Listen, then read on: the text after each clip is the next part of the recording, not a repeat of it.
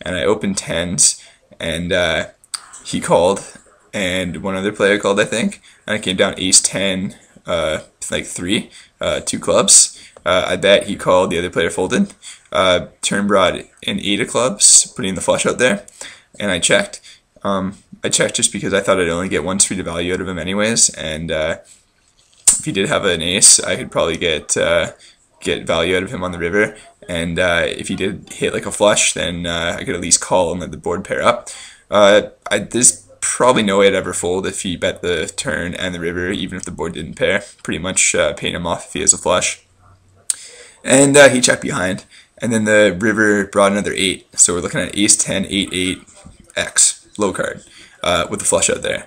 And I bet fairly small, but half pot, 3/4 pot, somewhere around there, hoping to get paid off by an ace. And to my surprise, he raised it. I raised it like 12, he made it like 41, so very polarized type bet, which is awesome to see for me because I could pretty quickly discount quad ace just by the fact that it's hard to make quads alone, and the fact that he probably isn't calling that flop, and if he does call that flop with eights, he's almost always raising that turn with it when he hits a set, so pretty much not going to have quads there. Good players will have aces there.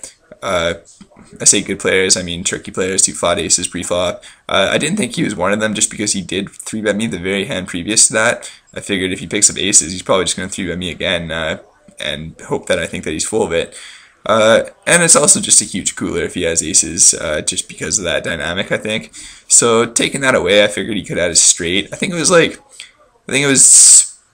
ace 10, 6, 8, 8. So 9, 7 would have made it straight.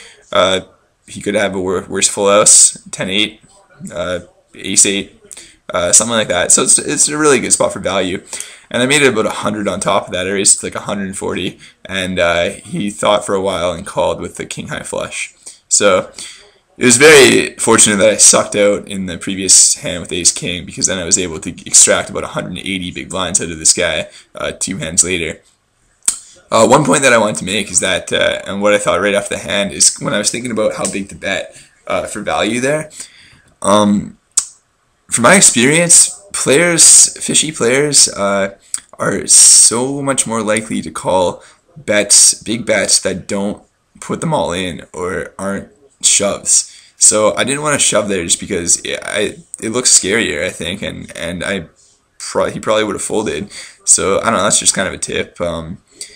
If you think you have the best hand and you want to go for value, and is it really going to matter? I mean, I think the benefits of betting, like, I think he had like 180 behind. Benefits of like betting almost a stack probably outweigh the benefits of betting his full stack and having him fold more often. Just something to think about. Anyways, quickly talk about the scoop here. Got the old schedule here. Played 5 events so far. Cashed in 1 of them, which is it's not good. I mean, I'm pretty much free rolling the thing anyway, so it's fun to just play some tournaments for a change. I wouldn't be playing these on my own dime just because I hate the variance of tournaments, even though I do enjoy playing them a lot. I think they're a lot of fun, but the variance is quite brutal, and I feel like my game is fairly rusty right now in tournaments, and I don't have a huge edge anyways. But I bricked the first 215, bricked the 109 turbo, and bricked the knockouts. One of the knockouts was annoying. It folded to me on the button, and I had queens with like 15 big blinds, and there was a big stack on my left. So I min-raised the button instead of just shoving, because I was hoping to induce a raise from the dude on my left to come after my bounty, and he did just that. We got it all in, and he had jack 6 suited.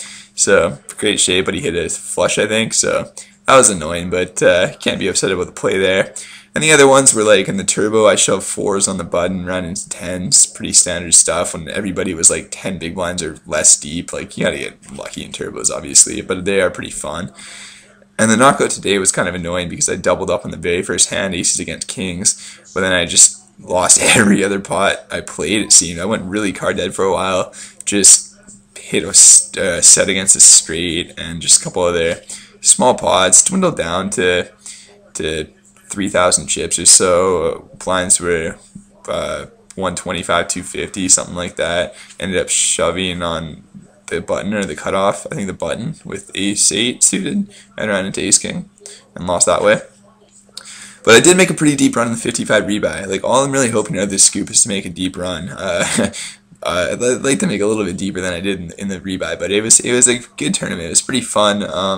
Very interesting. I had a very tough table. It was 55 Reby, 6 max. I was only in for 155, which is pretty much the minimum after you add on right away and then do the add-on at the break.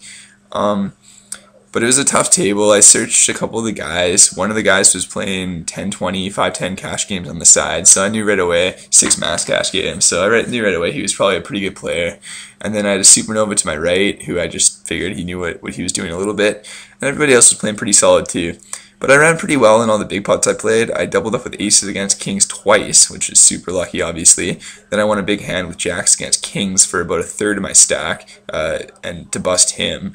And I hit a jack, which was lucky.